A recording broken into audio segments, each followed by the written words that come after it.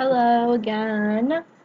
Um, so, since I just gave you guys a rundown on all the tools we're going to use, I'm just going to get into how I made my need statement, which is going to be your assignment for this week. I'm just adjusting the different thing. And you guys can see some cool fonts you can download on your own that I use all the time. So I go to new document, and one way you can add columns is simply just by entering columns here. And I like to keep my gutter at 1 because it's a nice spacing. Another way you can do it is by entering your document, and let's say you forgot to do it. It's all good because we can go here. Oops. We can start at the top and then adjusting the column, go to paragraph, and then do boom. And the gutter is right there too if you want to change that. One way to enter text is to simply go to File, Place, and if you have a doc file, you can do that.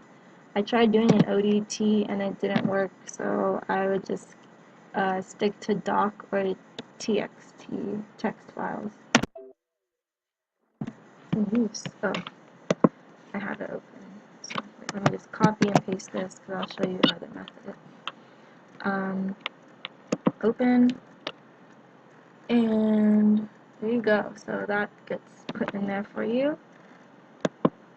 Another way to do it is simply by copy and pasting.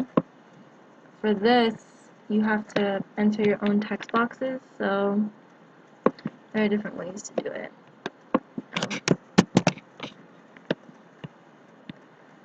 And it's cool because you see these green lines, it's like telling you that it's perfectly aligned with the other column rulers. That's another like really cool and powerful thing about InDesign you cannot do in Photoshop. The ruling and alignment is so on point. That's why it's really ideal for text. So I copied my need statement, so now I'm gonna paste it. And I paste it. Ooh, it's pink. Why is it pink? Weird. Let me try and keep it at medium for now. Yeah, we'll just keep it at medium for now. So you see this red right there? That means that my text got cut off. So what you would do is just click it, or go back to the select tool and click on the red plus sign, and we're going to take it back up at the top. And do the same thing again. Back up at the top. Cool. Now everything is there. I'm going to select all and choose a different font. Not that one, maybe this one. No, not that one. Maybe use this one. Okay. Yeah, sure. I'm going to take off the spacing right there, right here. I'll show you guys how you can manually do this yourselves. Oops. Right there. Take out the spacing in between there. Between here and here. So if I select all of this, this is where I'm going to be using these tools. If I go into paragraph options, I think that the letters are too close together, so I'm going to actually go back to character and adjust the tracking. So that way there's bigger spaces in between the letters, and that looks all good to me. I like the left align, and I want there to be an indent in between each paragraph. So you see it moving? Let's just keep it at 1. So it's all uniform. And let's change the space in between each paragraph. 1. And if I want to get the first letter enlarged effect, I will change this to 3. You see how all of them changed? I don't want that. So I'm going to Control Z it and just select this right here. And let's have it at 2. It looks like I'm running out of space. I'm going to make this a little bit smaller so you can't read, just so that there's space to see. This font actually I'm not really feeling. So maybe this right here. This one. This one's cute. Cute little font. I could actually make that bigger too. Here we go. Okay. So that's how you use these different options to mess around with this. And let's say I want to add some images to this, but I want to keep my text still aligned. That's when we're going to use the text wrap tool. So if I place an image, and I'm actually going to go to my desktop. These are pictures from my project this summer, which was at a nursing home, and we made a garden for them to increase community development, and I even got like youth to whoops, I got youth to take care of the website for them. So anyways, this is way too big, so I'm gonna shift control and bring it down,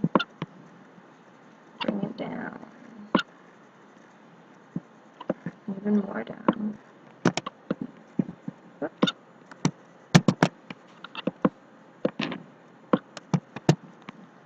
And even more down. So the quality looks actually okay. I'm gonna try and just crop that right there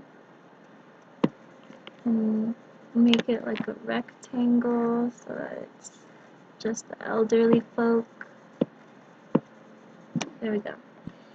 And let's say I wanted it to be like at the top corner. There we go. But you can't see my text anymore. So one really cool option is the text wrap tool. So make sure this is highlighted when you go to text wrap. And these are the different options you can use. Right now there's no text wrap. If you use this, it has a bounding box around it. This, if it's something like a circle, you want to wrap around the shape, but it doesn't really matter for a rectangle. So you can do this, and then this is, to adjust the space between the top, bottom, left, and right. So this is just actually the left side and the bottom side. So I can literally select that. And the bottom, like that. Ooh, it looks like I could actually bring this in a little bit more. It's not bothering nobody too much. Okay, so there we go. I can add picture there. This got cut off, but just for like purposes of showing you guys, that's how it looks like. Another cool like way to make this look a little fancier is using boxes. You can take a box and literally just have it go over. And I'm gonna adjust the fill. So this is the fill of whatever rectangle shape you're doing, and this is the color of the stroke. So I can keep it at black, and then let's make the inside like blue. And it's a really bright blue, so I'm gonna tone it down a bit and just like have it that color. go back to my layers and bring it down. There's not a lot of text options or effect options in InDesign, but you can lower the transparency.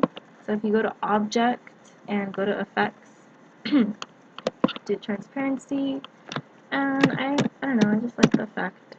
So, oops, I selected the wrong object. So I wanted this right here, the rectangle. So select the rectangle. And go back to Object, Effects, Transparency, 50%. Yeah, looks better. And for a background image, let's just add that back there and make it yellow, I guess. And again, I don't like really bright colors. So, like that.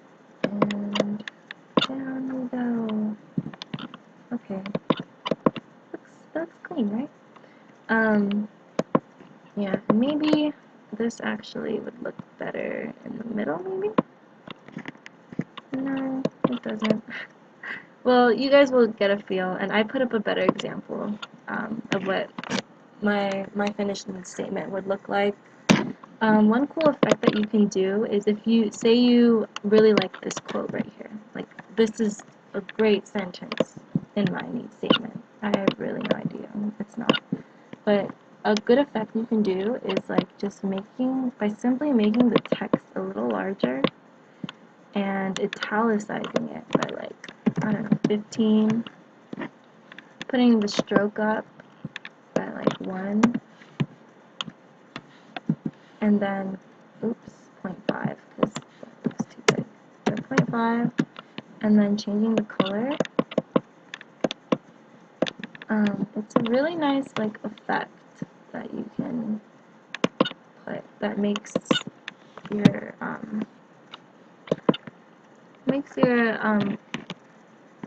article thing look a lot more fancier. And then just adding quotations. Sorry, this is super rushed, guys, but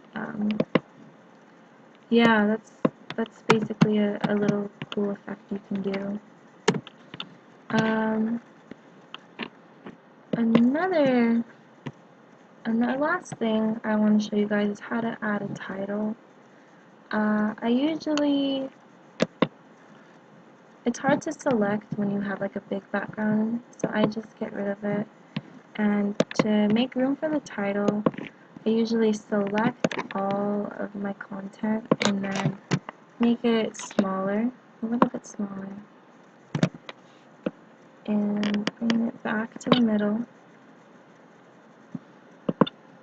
Oops, actually, no, I shouldn't do that. Sorry. Well, basically, what I wanted to show you guys was if you add a title right here, and let's make it like 18, and we'll just put needs.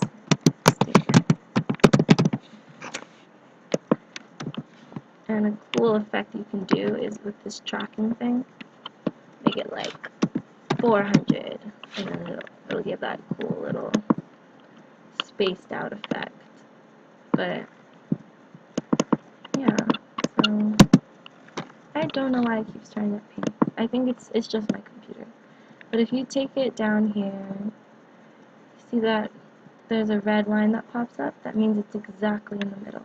And it does the same for horizontally. So that's exactly in the middle. So if you put this here, which we're not going to do, but this is exactly in the middle of the page. So I want this to be exactly in the middle of the top of the page. And I'll bring the rectangle back. And there we go. That's a very, very rough need statement. But really simple way to make it look cool. And what I would want you guys to do is go to File, Adobe PDF Presets, and High Quality Prints to save